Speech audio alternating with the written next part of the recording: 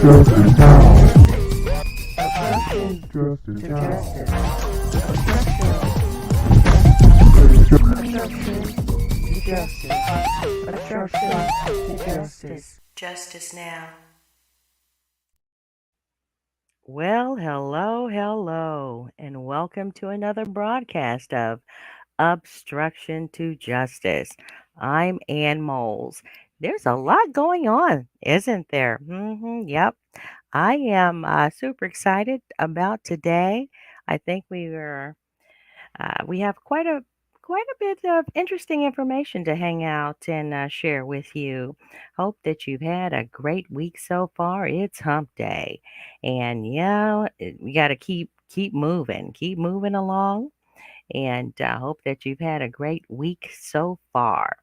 And big shout out to all of the supporters, those that hang out with us here on the Obstruction to Justice broadcast, the podcasters. I know. It's been a little while since we've had one posted, but we've had some other interesting postings that are up there. So we talked a little bit about what was going on with the young people and voter registration. We have been actually working with the Ross for U.S. Senate 2020 campaign, and that's been fun. It's been pretty exciting, and I hope it's been exciting for you too. There's a lot of big changes that need to happen, and I'm hoping that you'll get this information that we're sharing with you and take it and just put it in your thinking cap there when it comes time to make some decisions concerning voting and participating in your community. That's really what this is all about, I think. We've been kind of on a roll with that. And what voting does is it gives you an opportunity to stay focused and knowledgeable about what's going on within your community, your local community, as well as your county community, and as well as your state community. And of course, your national community. We're all community here. So, yeah, today we're going to just hang out and chat, talk a little bit about the voter registration process and voting rights in the Supreme Court. I have some interesting information for you there. And the Missouri's House Bill 1450 and Senate Bill 649 and the 1619 project. We're going to talk more about that. I think that's been kind of sort of a hot topic in the news, but whether it's a hot topic in the news or not, I think that what happens is we don't stay focused enough to know that it's something that we should participate in to make sure that we have our voices heard. And I'm talking about all communities, but particularly the communities that have some say. All communities, not just you have people that are interested. Certain communities they're interested. They go to the different city hall conferences and city hall meetings, town hall meetings, and but really, as a whole, the majority of Americans, if we all voted, or the ones that could vote, just took the time to vote, I think we'd have a lot better balance. So we're going to chat about a little bit about that, and you know the drill. So if it's something that you want to chime in on, feel free to do that. It's not just a one sided conversation here. I'm going to bring the information, but feel free to, you know, chime in and say, hey, yeah, I agree, or maybe we need to rethink that. I'm good with it. Just, have fun here. Okay, so let me go ahead and share uh, the. I'm going to go ahead and share what's going on here. I'm going to share the screen, and we have a PowerPoint. Yeah, vote smart. So yeah, we're going to talk about the voter registration, and we're going to get into a little bit more about what I had shared with you earlier. Why vote? Because it's your voice. It's your right. It's an opportunity where you get a chance to say, I want this. I want this to happen. I want that to happen. And we do vote. Every time we go to the grocery store, we vote. Every time we go to any store, any type of time where we take our money and we vote, we share or we go out there and we have to pay a bill. That's a vote. Now, that's an interesting point too, because there's a lot of commissions out there. There's a lot of companies out there that, well, they may be considered monopolies, even though they're not legal, but they're the only company that would provide that type of service. Well, if we had participated to know, that they were the only company that were coming in for a bid, or if they were bidding on something, then you can go to the city hall, you can listen to the bids of those companies that wanted to come in and provide those types of services in your community. See, voting is just more than going to a poll and vote, even though that's very important too. So, yeah, let's just go ahead and check some things out here. Now, of course, the Reverend Dr. Martin Luther King Jr., he is, one of the greatest Americans that God sent, I believe. And he shared so much of his intellect and thought life when he was here and having that opportunity, not just being a minister of the gospel, but being a minister for the rights of human beings and speaking out against social injustice. I don't know why people cringe off of that term, social injustice. We are a community. We are a community of many other communities. And if what he says here, what he says here, and this was an address at the Youth March for the Integrated Schools, it happened on April 18th, 1959. But what Dr. Martin Luther King Jr. says here, he says, commit yourself to the noble struggle for equal rights. You will make a greater person of yourself, a greater nation of your country, and a finer world to live in. And that's very true. I agree. So whatever term we use, just to make sure that it's for the equal rights. It's a noble struggle. I do agree with that term, and he definitely hit the nail on the head. What do you think? What do you think? Do you cringe when you hear the term social justice? Hmm. Well, kind of back to this 1965 Voting Rights Act.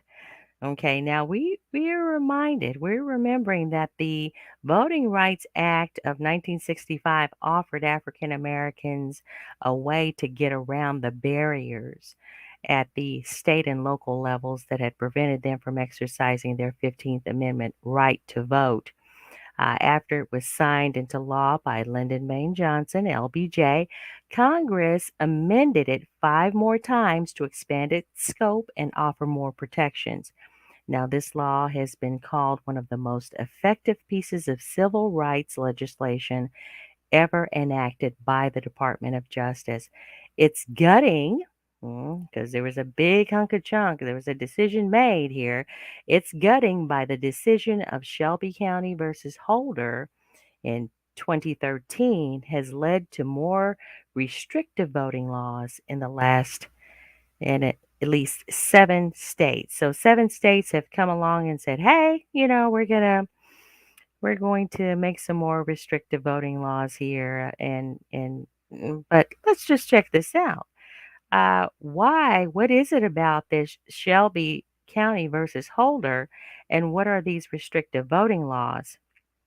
Well, uh, now, the states covered by Section 5 at the time of the Shelby County decision. So, Section 5 of the Civil Rights 1965 Voting Rights Act is what it was in covering and in question. It covered this. So, what it did, several states have enacted laws limiting voter access including ID requirements, limits on early voting, mail in voting, and more. Now, I know that there was a big uproar and, cry foul because of counting the votes and elections and this past presidential election. I'm not sure what happened. Okay, I think that there's corruption that can be instituted. It can happen in any venue. Their criminals are going to find a way. If that's what they want to do. But I don't think that it should be overlooked. But at the same time, let's look at what this Shelby County versus Holder did. The very day of the decision, Texas chose to implement its voter ID law, which had been previously founded to be discriminatory since.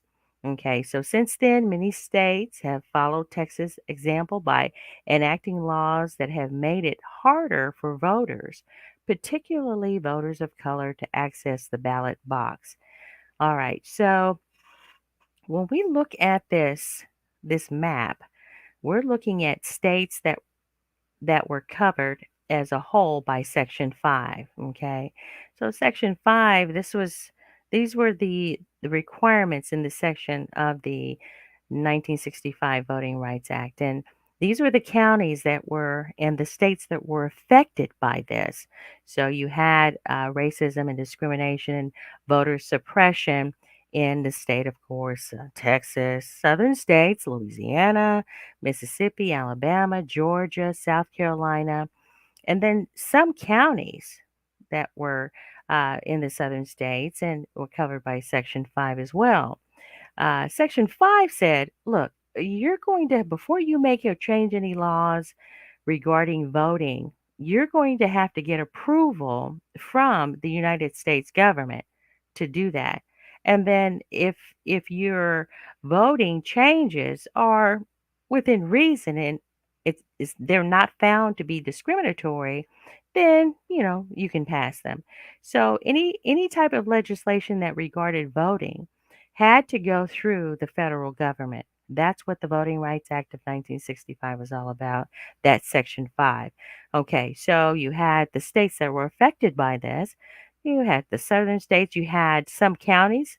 There were some counties in Florida, some counties in North Carolina, some counties in New York. hmm So this isn't a southern issue. Some counties in California, the entire state, all of the counties in Arizona and Alaska, some counties in South Dakota, and then some townships in Michigan were covered by this act as well, covered by Section 5. Okay, so over the past 8 years, state legislatures, particularly the states that previously had to submit voting changes for pre-clearance review, have focused on passing laws making it harder to vote or enacting processes that, and here are the processes that have been enacted. Okay, this is what's been proposed and voted upon by the states to say, okay, this is what's going to happen. All right, so they require voter ID, where voters have limited options of the type of IDs they could use to vote. So the question of having an ID isn't really the question. Yes, you need some type of ID, but it required and limited the options of what kind of ID you could bring to the voting poll to show that you were this person and you have the legal right to vote. Okay. It makes it harder. It made it harder, or makes it harder because they've enacted these laws and changes within the voting laws in the state counties. They make it harder to get on or stay on voter registration polls. Hmm? So a poll is when you go and register to vote, you're on that list, that poll list. A poll is a place where you go vote. So you're on that list, that district list, that area list to say, okay, this is where you can go vote. All right. So it makes it harder to get on, get on or stay on voter registration rolls. Okay. So what are you doing? I go in and I register to vote. I think I'm okay. What are those limitations or what are those restrictions or what's going on where they take my name off of that roll? Hmm? See, so that has to be looked at. Consolidate or disclose polling places with little or no notice to voters. Now, consolidate polling. Let's start with the consolidation of the polling places, the place where you go to vote. Let's see. Usually, when you go vote, and part of the reason why I think people kind of are discouraged from voting is that the lines are long, right? So it's going to take time to do. With the lines already being long, what are you going to consolidate? You're going to close some polls down. That's what consolidation means. I'm going to close some polls and then I'm going to move two polls into one location. Okay, combine them, consolidate them. So the line gets even longer. Yeah, the line gets even longer. Okay. Consolidate or close polling places. So you'll have to go farther out just to vote. Now, one thing about voting in an area, in a district, is that you get to be a part of that community. It's within your community. It's within distance within your community to vote. Not that you have to drive a country mile or you have to go so far to vote. Okay. Now, closing the polling places with little or no notice to voters. I remember, and I've shared this story over and over again because I think it's valid. You think that it only happens in certain communities. Well, I'm kind of in the rural community. I'm in a rural area, not so far rural, but rural enough, right, to where the population is here that, you have some that would live in, it's still Jackson County, but it's a mixed demographic, primarily European American for these polls. So, I'm like, okay, well, this poll is here, and I usually go to this poll to vote. Well, I get a letter, all right, and it's time to vote, or maybe I didn't. I don't believe I actually received a letter. I just went to the poll that I've always gone to. And the letter, nothing said that, hey, your poll is closed. All right. So then I'm having to get on my phone and I had to look, I had to look up and call the Jackson County Register, right? So you call them and they look it up. Now there's a place to look it up and we're going to look into that and share that information with you in another broadcast, but you look up to where the pole is. And so you get into that area. I got close, but they still they split even the area that I voted in. So I still wasn't in the right place, even though I was in the right vicinity. So that's what this does. They don't need permission to move these poles around. And you're already burdened and frustrated, right? About having to, I have to vote because it's my right. And really, do we have a choice? Well, if you want things to get better, no, vote. Vote and participate in every opportunity you have. Go to civil meetings. Go to the different city hall meetings, civil meetings, the count, whatever they have going on, participate so that you know. Research to go out there, and we've shared the links too to where the decisions are made for the Missouri legislature, right? And you can find out what bills are within interest based on who's representing your area. So it's important to vote. Okay, so make it easier. These decisions, the change that has had a negative impact because of the Shelby County versus Holder, make it easier to remove voters from voter rolls. You can just remove them.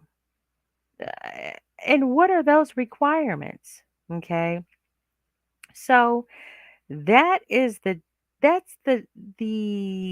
situation with the Shelby County versus Holder. Now, what's the state of Missouri doing with it? Oh, let's do this one. All right.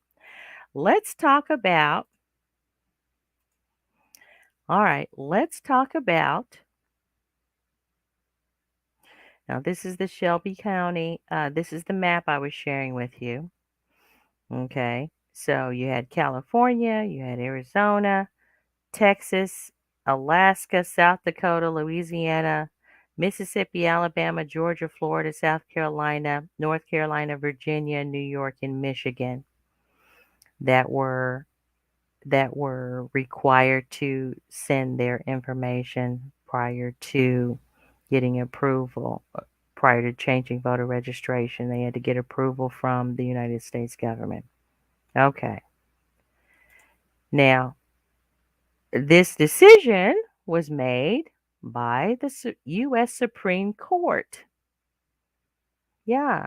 So we hear about the different U.S. Supreme Court appointees that presidents may get an opportunity to um, appoint, right? We hear about that. Well, that's why it's important to know what kind of president you put in office, you vote in office, because it could be because of the way that our government is set up that some of these decisions could go to the Supreme Court to decide. The same way that this decision, the Shelby County versus Holder voting rights decision, went to the Supreme Court. Now, who voted which way?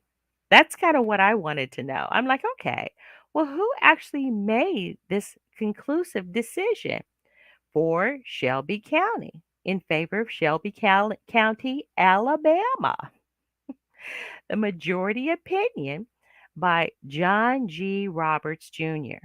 Okay, so John Roberts voted in favor of Shelby County.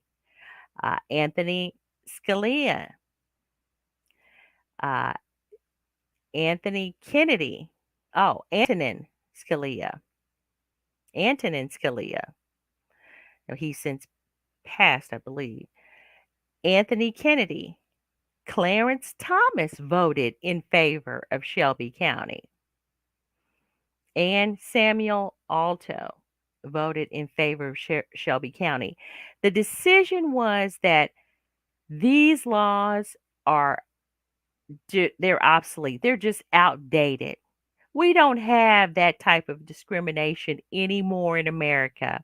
This was old school. You may have needed those laws for those states and counties then, but you don't need them now. That was the conclusion. So Shelby County won the case, and now you don't have to, those states and counties don't have to present their voting changes to the federal government. So there's no one's monitoring it. And John Roberts said, "Oh, Shelby County, you're right. There aren't any more. No, that's old school. Discrimination, voter registration, voting injustices, that just doesn't exist anymore. Antonin Scalia, oh, you're right, Shelby. You're right. Those are old school. We'll get rid of those for you. Anthony Kennedy, Clarence Thomas, and Samuel Alito said the same thing. All right. Who voted against Shelby County? Okay. And for the Department of Justice, Eric Holder, because he's the one that presented the case. They presented the case. Ruth Bader Ginsburg said, Shelby, what are you? You know that you still have issues down there. There's all kinds of voting issues. We vote against you. You're no, no. We're going to keep these laws, this 1965 Voting Rights Act, the same way it needs to be. We have too many issues in America where we just can't let that go.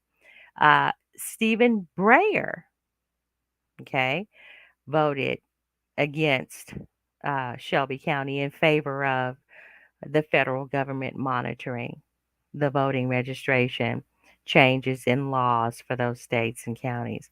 Sonia Sonia Sotomayor voted. And Elena Kagan voted in favor of the Department of Justice, Eric Holder's team, okay, voted against Shelby County. Okay, so those are the Supreme Court justices that voted in favor and against, for and against Shelby County. Okay, that's important to know because what's happening now? Ta-da! We have a new Supreme Court justice nominee. Yeah, we have a new Supreme Court justice nominee. Katingia, Katanji, Katanji Brown Jackson is her name. Okay, and she has been nominated. So since Justice Stephen Breyer, that's one of the ones who voted against Shelby County. Now he's a liberal, considered liberal. Since Justice Stephen Breyer announced his retirement, President Biden has conducted a rigorous process to identify his replacement. President Biden sought a candidate with exceptional credentials, unimpeachable character, and unwavering dedication to the rule of law. And the president sought an individual who is committed to equal justice under the law and who understands the profound impact that the Supreme Court's decisions have on the lives of the American people.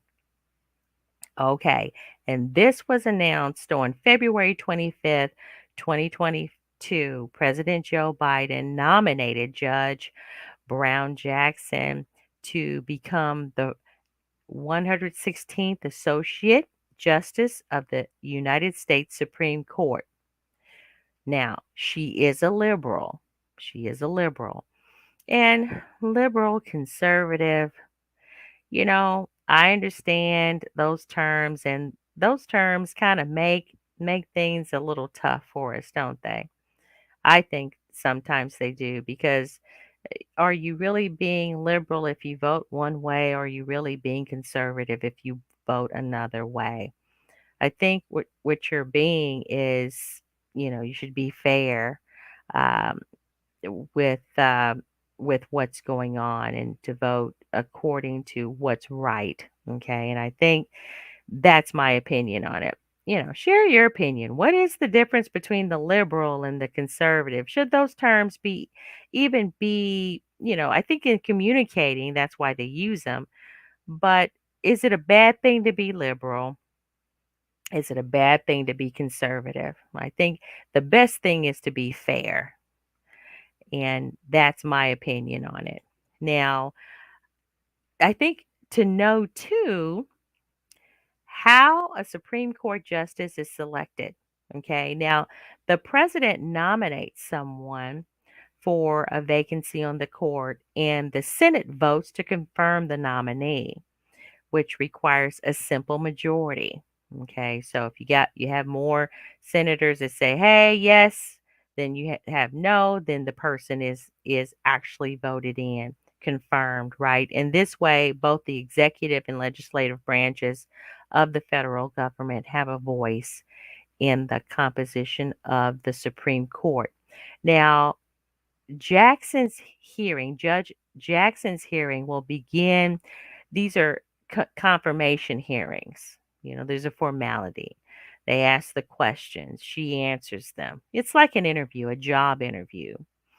But the hearings will begin March the 21st. And that's a great day. My son's birthday is March the 21st. So it's a great day. Now, who actually who the president is the one that nominates someone, but the ideas of who to nominate, come from the senators. They can say, okay, well, I think this person would be a really great senator, judge, right? So the senator out of South Carolina, he wanted to nominate Judge J. Michelle Childs. Now, she's a judge in the United States District Court for the District of South Carolina. So he wanted to nominate her to be on the Supreme Court. Well, President Biden already had someone in mind. But can you see how important it is to have good decision makers that have the interest of the people at heart when it comes to running and making decisions for the country, right? Now, we have a candidate uh, that is great, right? We support candidate Dr. Gina Ross. She's running for the Missouri U.S. Senate, the U.S. Senate representing the state of Missouri. She wants to go to Washington, D.C., right? So that's eh, one of the reasons why you want to get to know who's who and who's doing what. But then you get people who have the interest of the people and not just sellouts, right? You want people that have the interest for the people to be a part of the process, because these Supreme Court justices, they're really supposed to stay there for life. Yeah. Now, I know we just lost Supreme Court Justice Ginsburg, but Breyer, he's just like, look, I'm done. I'm out, right? Now they have that choice because it's their life. No one is bound to have to stay at the Supreme Court for the rest of their lives, right? But here are two fairly young women, very young, where they can at least 20 years, 30 years be a part of the Supreme Court. Now, I think it's a great idea to support these candidates or to nominate Judge Brown Jackson. Okay, I think it's a great idea. I think she'll do well. All right. But I also don't want it to be played in the news to, okay, well, we're going to give you this position as the Supreme Court, and we're saying we're going to give you the representation of the community. So we're going to give the African American community, we're going to give them their first black woman. We're going to give them their first black woman on the Supreme Court since its existence, 200 plus years existence. First person, first black woman on the Supreme Court. We're going to give you that position. Okay. But then you might have to give up other positions. But people really, if we vote, they can't finagle their way around if we vote smart, if we vote proper. As far as compromise, I think that we've done a lot of compromising within the African American community. Powernomics, and we haven't had a chance to talk much about this lately, but Dr. Claude Anderson, Powernomics, wrote the book Powernomics, the National Plan to Empower Black America.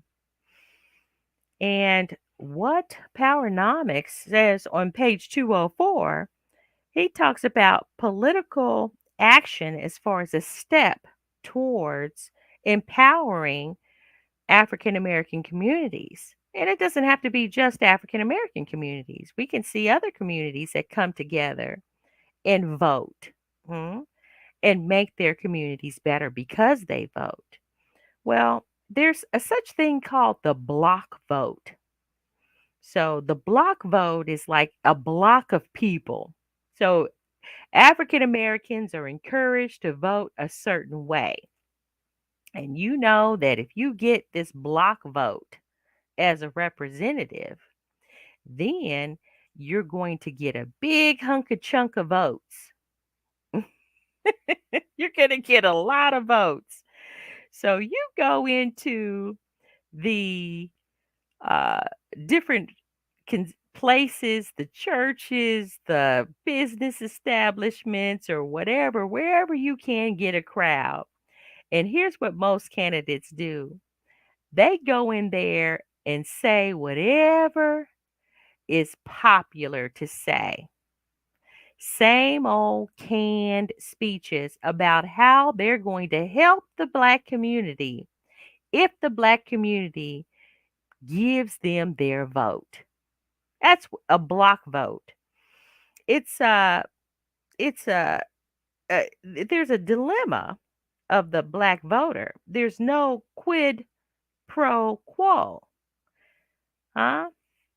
And here's a cartoon on page 205 of the book, a cartoon of a man holding his hands up.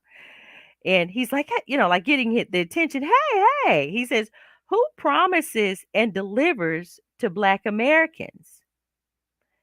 And you can see where the Black vote is in a trash can. Mm. Now, that's not cool.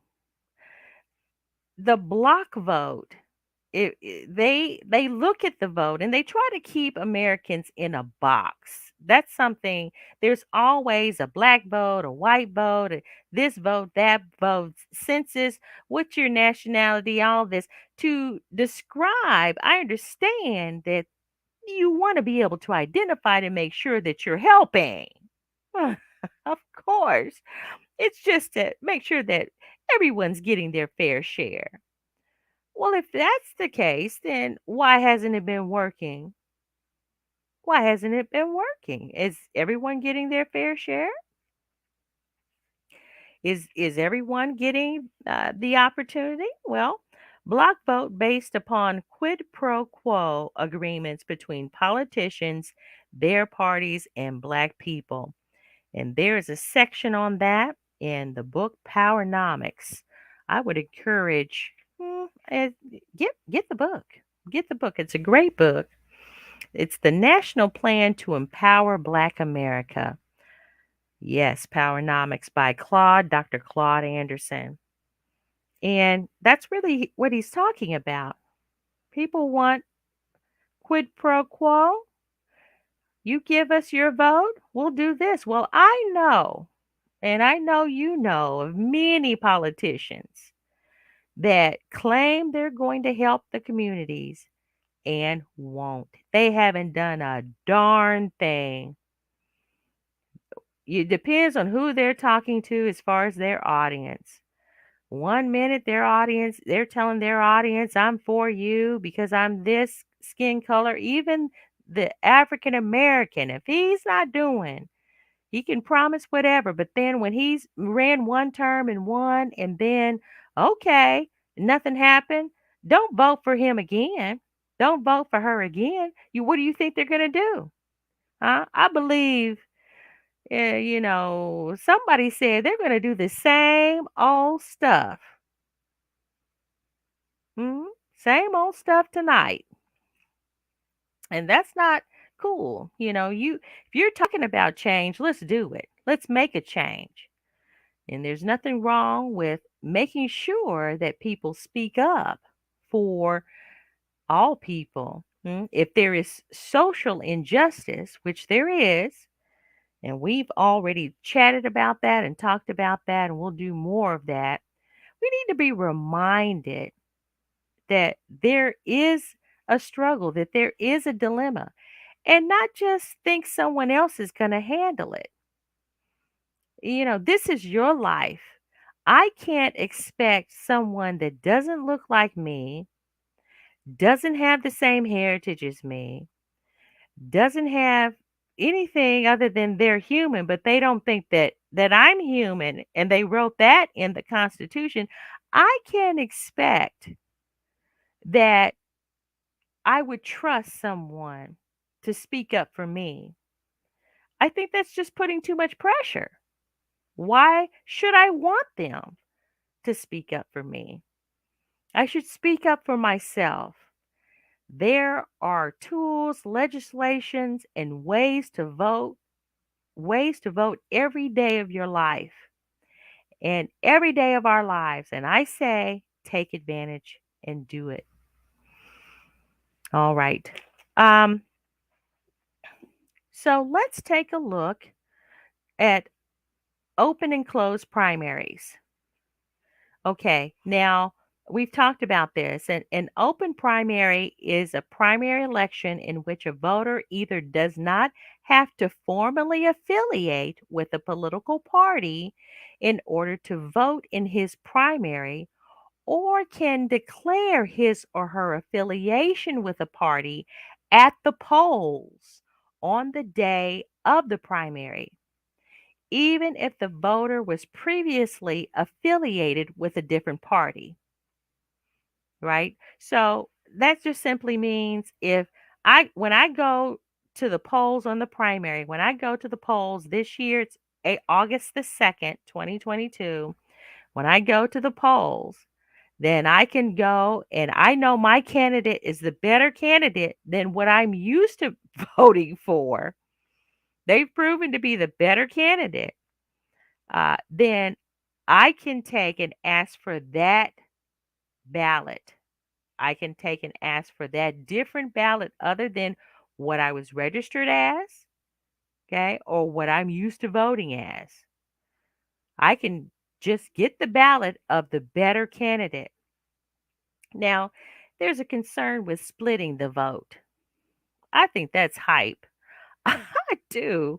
I understand the concept, but I'm not going to deal with that fear and vote block and vote same way because there's someone that's afraid that if we don't get enough votes in this block, our candidate's not going to win. Well, maybe they shouldn't win. Yeah. Yeah, maybe they shouldn't win. Maybe they're not the candidate. I think we should educate ourselves and make sure that the decision that we make in voting, that we're voting smart. We're voting knowing that that's the decision. We're not going in there guessing. Okay, boop, boop, boop, boop, boop, boop. I've done that just to say, look, I went and voted. And, that's my early days in voting. But I want to make sure if I'm hearing that this person is for the people, I want to make sure that my vote counts. Now, Missouri is Missouri primary elections are open. Okay, so that the voter can participate in the partisan primary of his or her choice. The Kansas is a little different, and I'll deal with the Kansas a little later.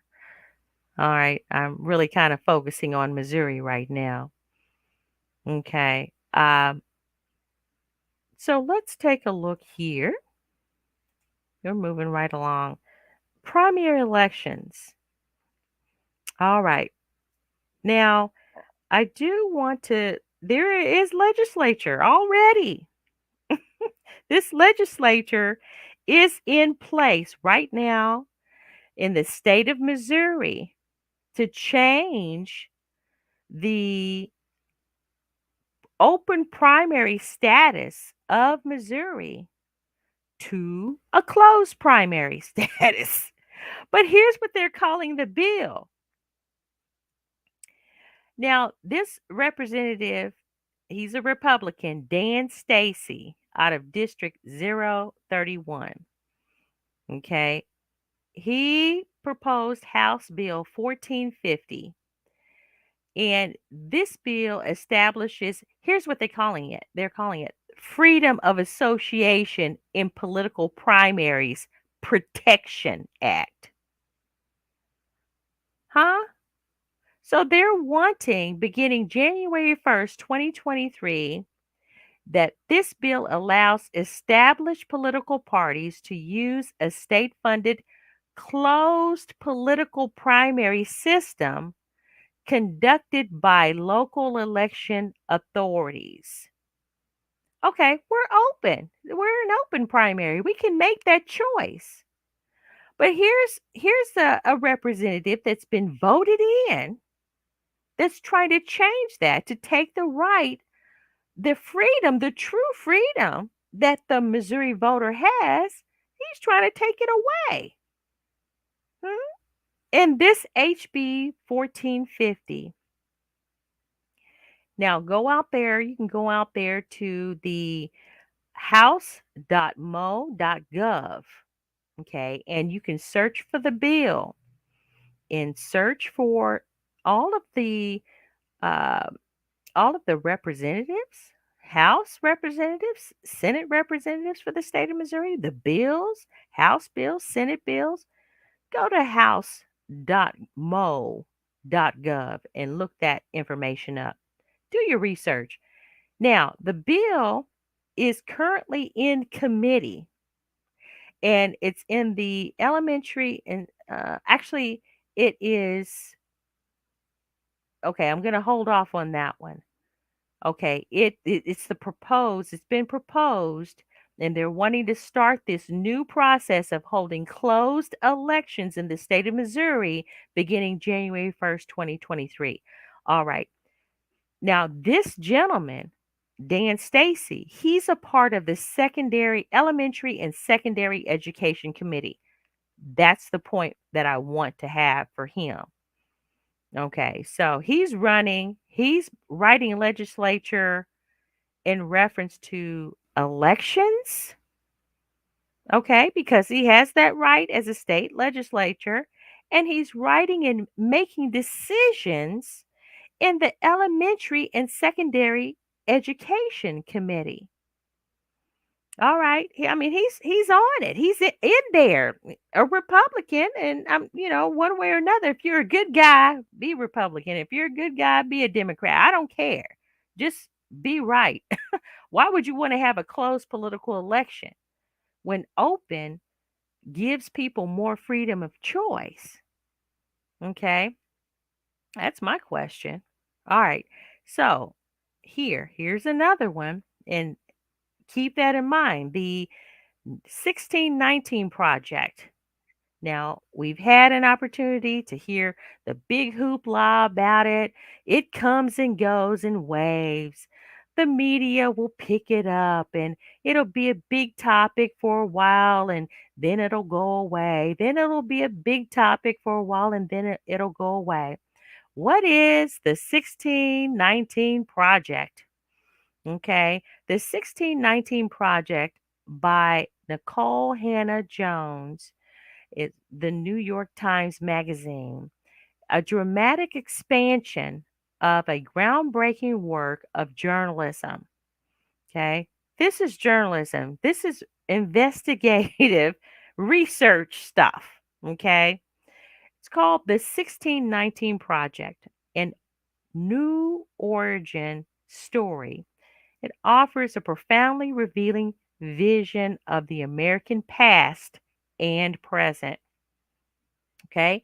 In late August 1619, a ship arrived in the British colony of Virginia bearing a cargo of 20 to 30 enslaved people from Africa. Their arrival led to the barbaric and unprecedented system of American chattel slavery that would last for the next 250 years. This is sometimes referred to as the country's original sin, but it is more than that. It is the source of so much that still defines the United States. Okay. So this is a historical research, and this isn't the only historical research. There's several research articles and information. And this originally, the 1619 project, and the subject of the 1619 project was originally written by and for college students. Okay, so this is education, and it really should be more than than just the education of a college student. I mean, this should be something that Americans need to look at if you're going to talk about social justice. Then you have to look at the social injustice, right? So there's something wrong, so I need to fix it. There's something wrong, so we need to fix it. What happened? And that was always my big thing.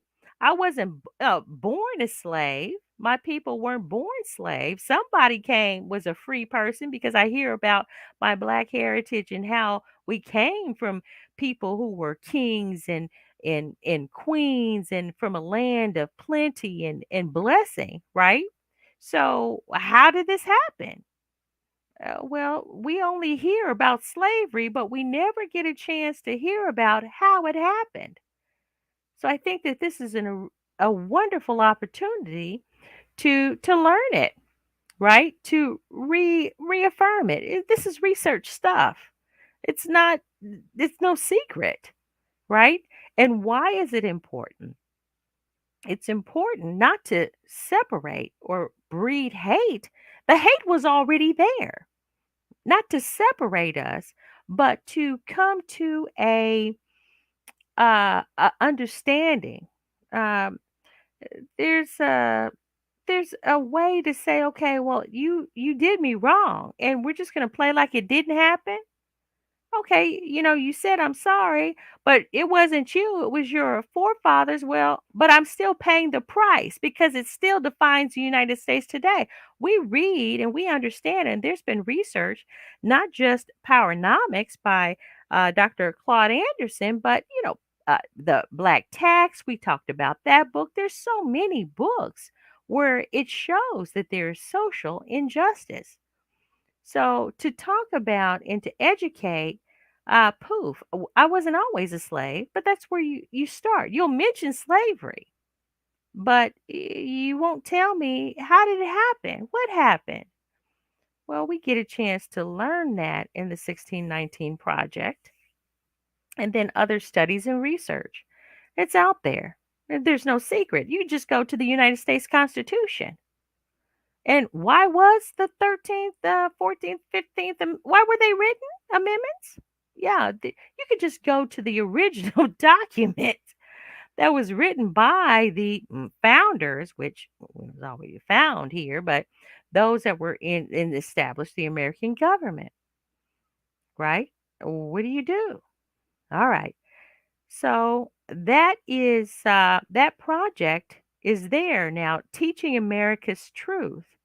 I think that here's an article that the Washington Post had, and I'm just going to quickly read it. I might go a little long today, but I'm going to get through this. I think that this information and the other information we have is super important. For generations, children have been spared the whole terrible reality about slavery's place in U.S. history, but some schools are beginning to strip away the deception and evasions. To evade something is just to, you know, not discuss it, just get away from it, right? Um, by Joe Helm. Now, this article was written August 24th, 2019, and he was citing how this happened. How did this subject come about? But it says, pacing his classroom in north central Iowa, Tom McClinman prepared to deliver an essential truth about American history to his eighth grade students. He stopped and slowly raised his index finger in front of his chest. Quote, this, think about this, quote, think about this. For 246 years, slavery was legal in America. It wasn't made illegal until 154 years ago. The 26-year-old teacher told the 23 students sitting before him at Fort Dodge Middle School, so what does that mean?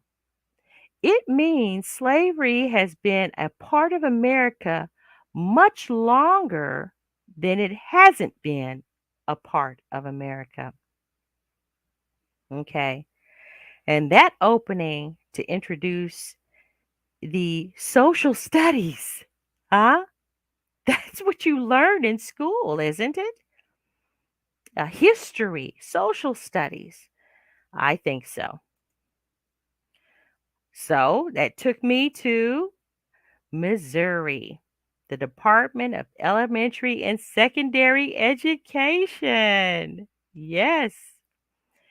All right. Now, I wanted to know, what were the standards? What does Missouri allow? What do they teach anyway?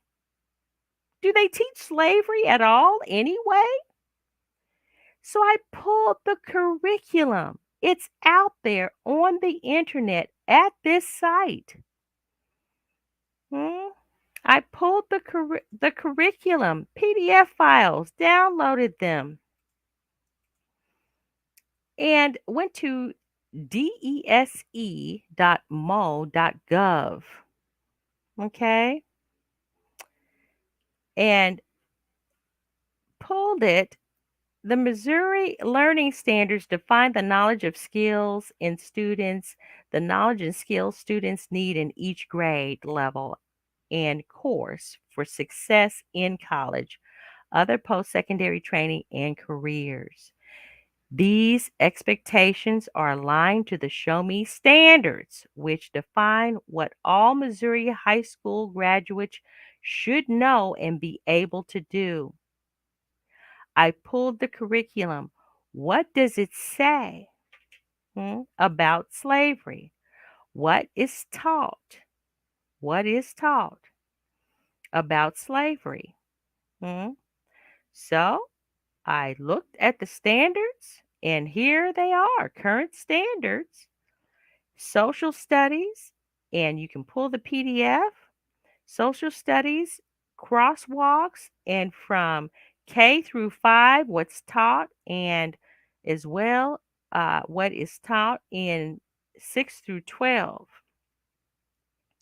And I went and I looked at that information, and there was little to nothing mentioned about slavery.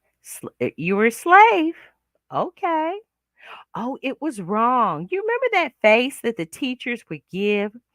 Oh, it was wrong. And then you were the only black student in the class, or one of the only ones. I didn't go to a predominantly African American class or school. I was always one of the few, mostly in elementary school. And then they'd have oh, that long face. Okay, it was sad. All right. But then you tell me it was sad, but then you leave it there. And then you hear about all of the social injustices and the Martin Luther King speeches and how we had to strive to overcome, and we didn't have the right to vote, and we didn't have this right, and we didn't have that right, and we're We're the sickest in the nation. We're the poorest in the nation. We're the worst in the nation. That's all you hear in the media. That's all you hear in the classroom. Huh? I wanted to know what is this all about? Yeah, they're still not teaching anything. So here, today in history, August the 10th, I wanted to pull up, I wanted to talk a little bit about whether or not Missouri, what happened. Now, they talk about the Missouri Compromise. On August 10th, 1821, Missouri entered the Union as the 24th state, named after the Native American people who originally inhabited the land. Missouri was acquired by the U.S. as part of the 1803 Louisiana Purchase. Okay, so I look at the map and I see the map, and here, Missouri, you have the state of Missouri brought into the Union 1821, but then there's a Missouri Compromise. Hmm, there's a territory, an unorganized population. What is it about this slavery? The pink shows the states that had slaves. Missouri is one of them.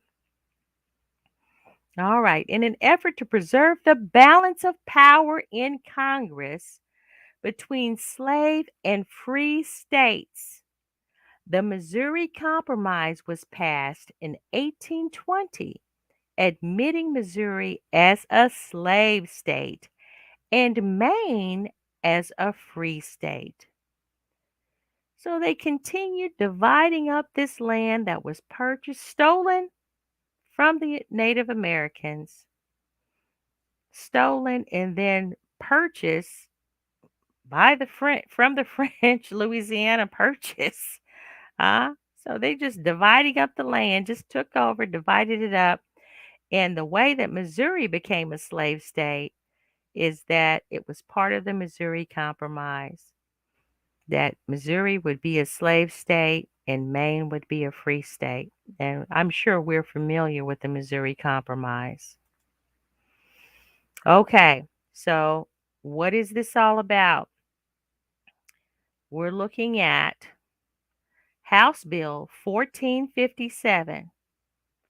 Here's the key. It prohibits, this is the state legislature that's being proposed by the candidates that have been voted in. Okay.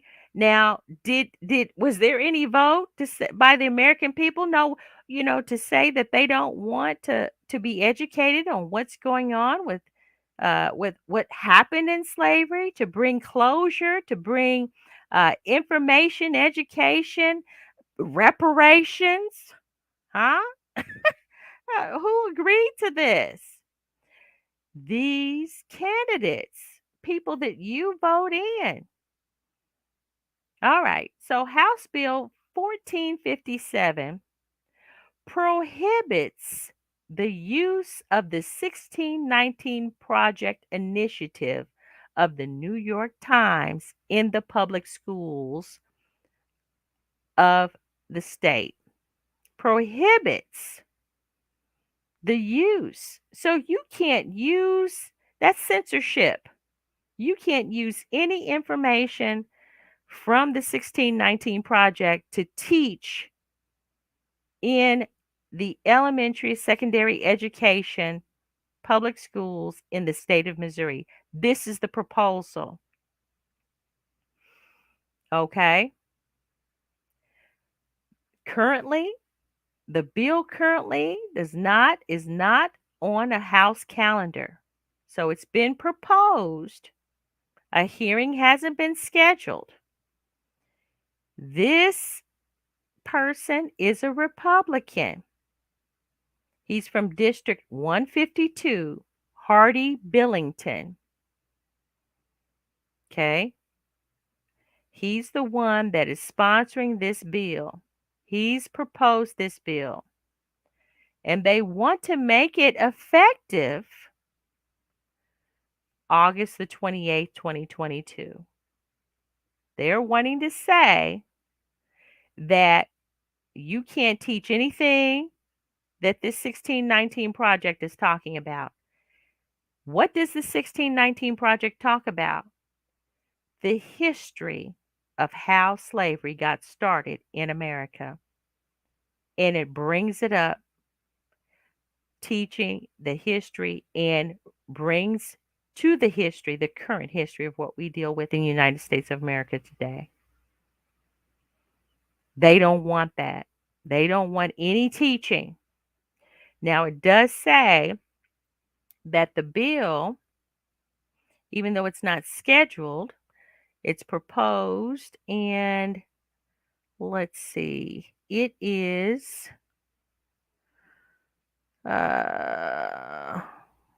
it's not on the House calendar. All right. So it's in committee. That's what I was looking for. It's been filed, it's in committee. So, what committee? It's referred to, it's been given to the Elementary and Secondary Education Committee. Who is a part of that committee? Hmm? Who is a part of that committee? The gentleman, Representative Dan Stacy, who also wants and has proposed closed elections in the state of Missouri. Where you don't have the freedom to walk up to that poll after you've done your research and you've made your decision of who you want to vote for in that primary. He's part of that committee, that education committee. He's part of the Elementary and Secondary Education Committee. These are people that you vote in, that have been voted in the state of Missouri. That's why it's important to vote. So not only do the legislature, the current representatives, they don't want to be taught the history, the true history of what happened and why social injustice still is relevant, prevalent, what is happening today. It's happening today. Even though it's happening today, they don't want to squash it. They don't want to come to a resolution.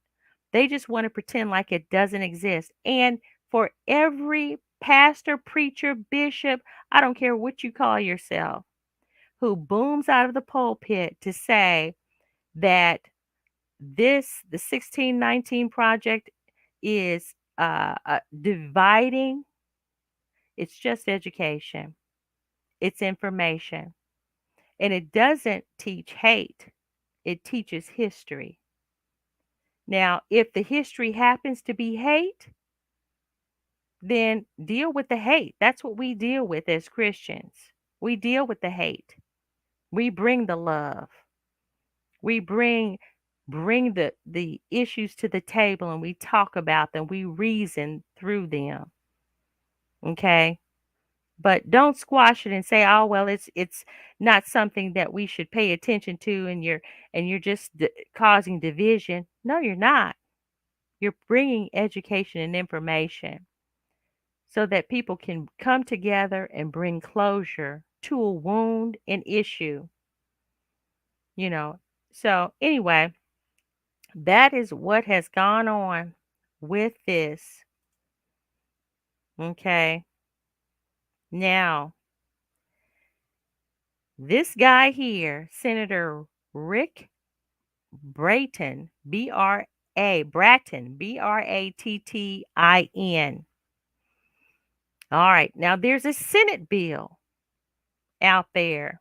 So you have your House and you have your Senate.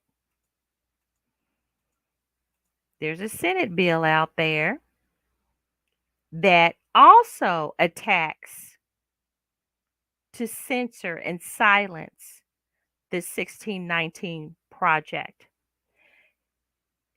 Missouri Senate Bill 694. Under this act, school districts are prohibited from teaching about the 1619 project or any successor theory or concept, critical race theory or any successor theory or concept, and any divisive concepts as such term is defined in the Act. Districts are also prohibited from certain actions listed in the Act relating to curriculum and instruction. Wow. It goes on in adopting the essential knowledge and skills for the social studies for each grade level from kindergarten through 12th grade. Each school district shall adopt knowledge and skills that develop each student's civic knowledge as set forth in the Act. They're not teaching anything, nothing about slavery. Oh, black people were slaves. Oh, that's a shame. That's it. So then, children that are taught that in any school district, that it's a shame, but then you grow up and as you live life, when you see black, you're going to think slave and what a shame. hmm And this is another Republican, District 31, and he's out of Barton, Bates, Cass, Henry, and Vernon counties. Senator Rick Bratton. Go out there and check them out. Creates provisions related to public school curriculum and instruction.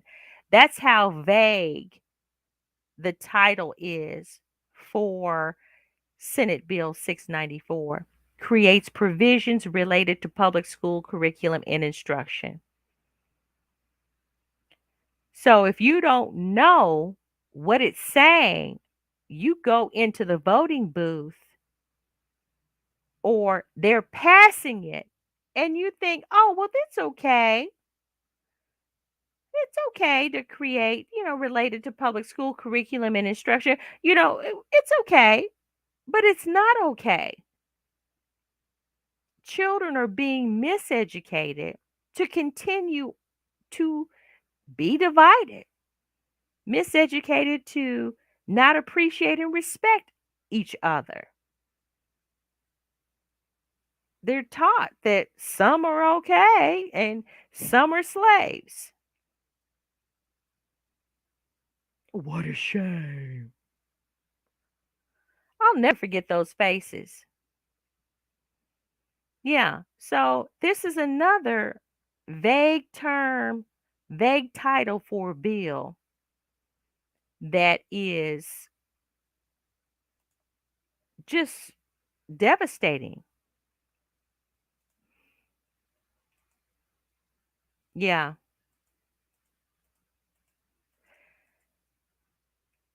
The House Bill 1450, the bill establishes the Freedom of Association in Political Primaries Protection Act. That sounds really good, doesn't it? But you're talking about chains. That's a chain. That's a handcuff right there. That's taking away your right to think for yourself and to be able to change your mind, if so be it.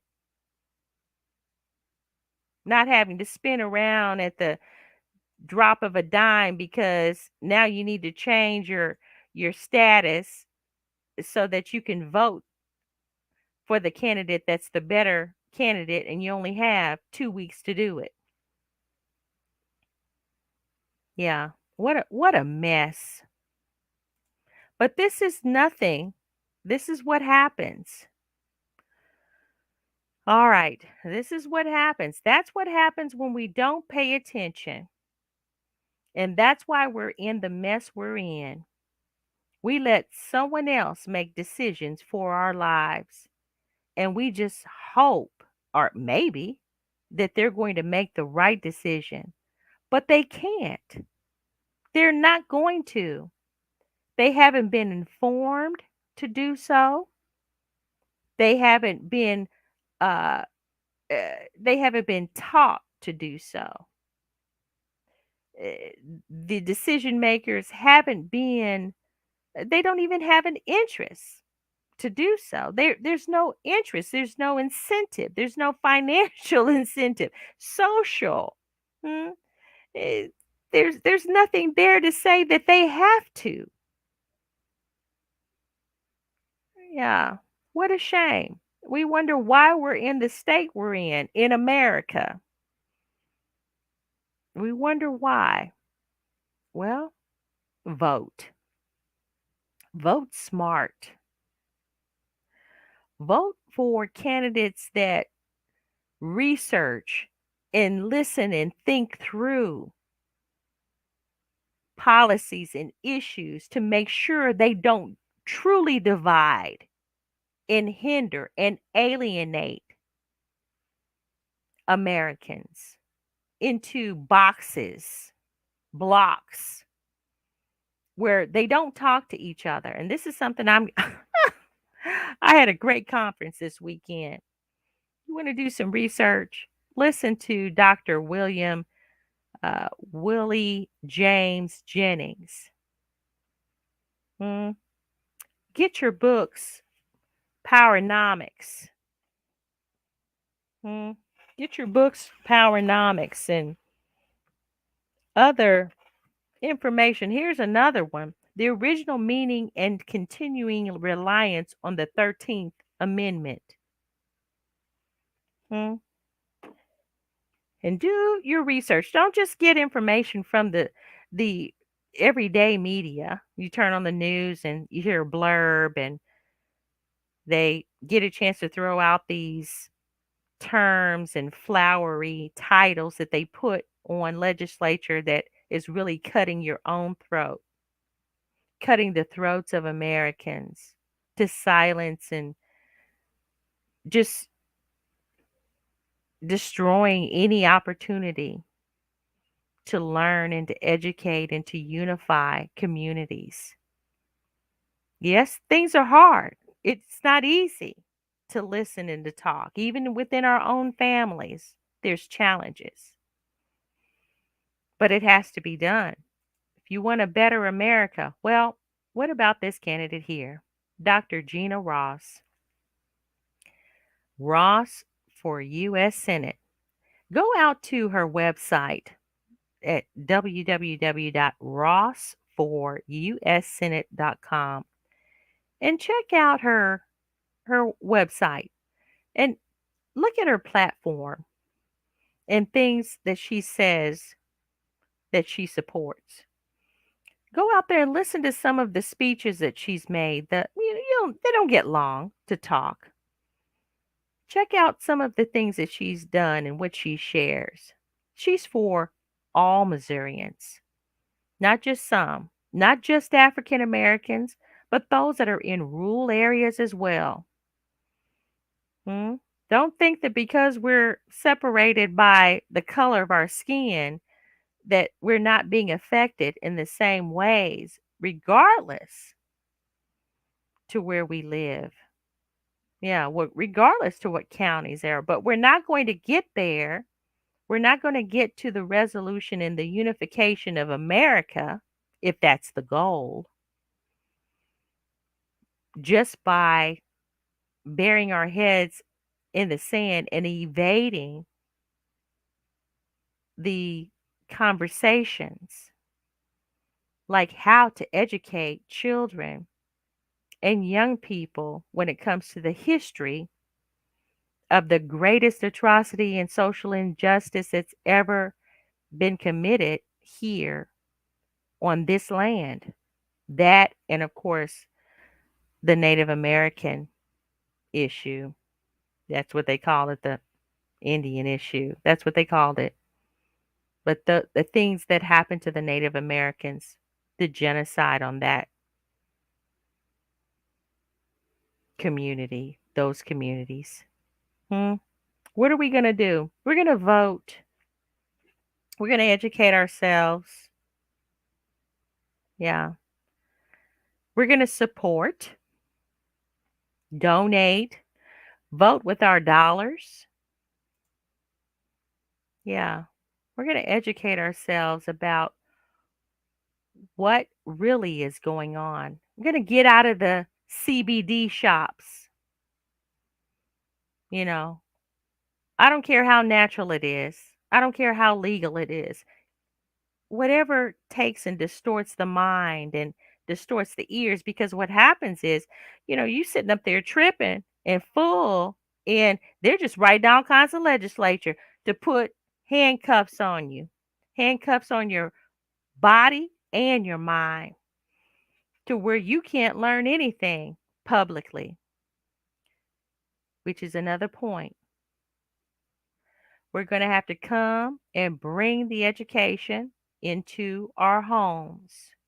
All races, all nationalities, all ethnicities, all class structures. Educate your children at home. Stop the segregation and hate and the oppression and the all of the hate within the home. Teaching that the truth about who we are as believers, as Christians. Not that backward stuff.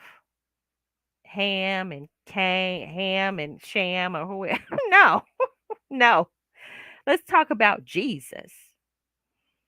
Get into that and teach the love in the community and the unity, and see what happens. See if we can get a better America. Stand up for what's right. Martin Luther King says, commit yourself to the noble struggle of equal rights. You'll make a greater person of yourself, a greater nation of your country, and a finer world to live in. Yeah. All right. I'm done. Hold on. Hold on. And as I always say, if the Lord says the same, I'll see you next time.